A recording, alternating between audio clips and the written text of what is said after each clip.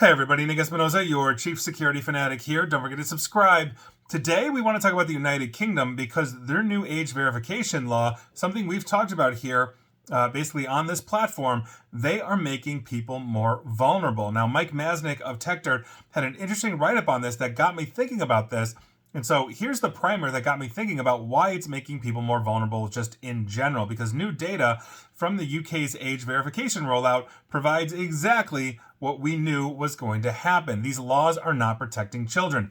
They are systematically driving users from regulated compliant platforms to unregulated non-compliant ones while accomplishing nothing except creating a huge amount of surveillance on a lot of these adult sites. So the Washington Post did basically all the work that regulators didn't or couldn't be bothered with, analyzing traffic from 90 major adult sites in the United Kingdom since their age verification requirements kicked in. And the results, oh lordy lord, the results. And I quote the Washington Post. To evaluate the early effectiveness of the law's rollout, the Post gathered UK visitor estimates over the past year for 90 of the largest porn sites as ranked by the market intelligence firm SimilarWeb. The Post then used a software tool known as a virtual private network or VPN to appear online as a UK user and check whether the sites verified a user's age. The analysis found that 14 sites out of the 90 didn't do an age check, and that all 14 had seen major boosts in their traffic from UK users. One explicit site saw a UK visitor count double since last August to more than 350,000 visits a month, end quote. So that's essentially what we're talking about here. But what about the ones that actually went through and complied with the UK age verification law? To quote once again the Washington Post, the sites that complied by mandating that users show their government IDs or scan their faces through their webcam so an algorithm could estimate whether they were adults saw visits from British internet addresses collapse, end quote. And yeah, I mean, imagine if I just walked up to you on the street and said, hey, I'd like to take your picture. Also, I'd like a whole bunch of information on you. Maybe can I see your driver's license? No, you're not going to give me any of that. Overwhelmingly, when privacy is an individual thing as opposed to a legislative thing where we're all in one boat, most people want privacy, overwhelmingly so. The non-compliant sites aren't just passively benefiting, they're actively instructing users in how to actually circumvent the law from the UK. Quote, other sites instructed users how to navigate around the age gate by, for instance, using a special browser called Tor, which was built to browse what's known as the dark web.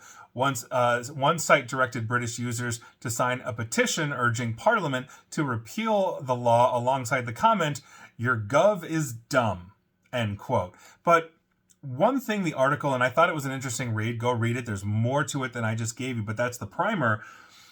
What it didn't talk about was, outside of those 90 top sites, there are a bazillion phishing websites that are adult themed as well. You can get infected, you can get phished, you can give up information, you can give up credit cards and all of that because, hot singles in your area don't usually want to talk to you, or hook up with you that night, those kinds of things. I mean, come on, have a little common sense here. But that's one of the big things. And so it is making basically the UK population more vulnerable. And anywhere we see an age verification law, Mississippi would be another one of these, the state here in the United States, is in that same boat. As the users are essentially going to these sites, they're using VPNs to route out, but they're also trying to find sites that don't require age verification.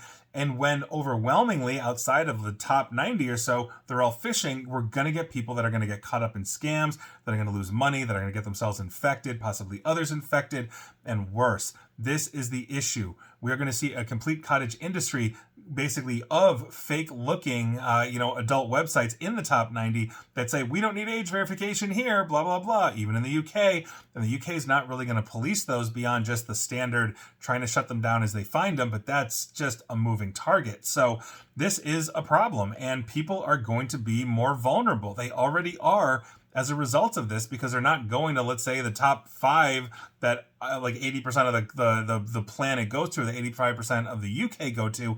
They're going to start finding these little ones that will basically not allow them or not require them to age verify, and a lot of them are going to be infected. So that's a problem. I think the UK should straighten this out. I'm not a fan of age verification laws, and I think we can all agree that we can protect children with maintaining privacy for adults as well.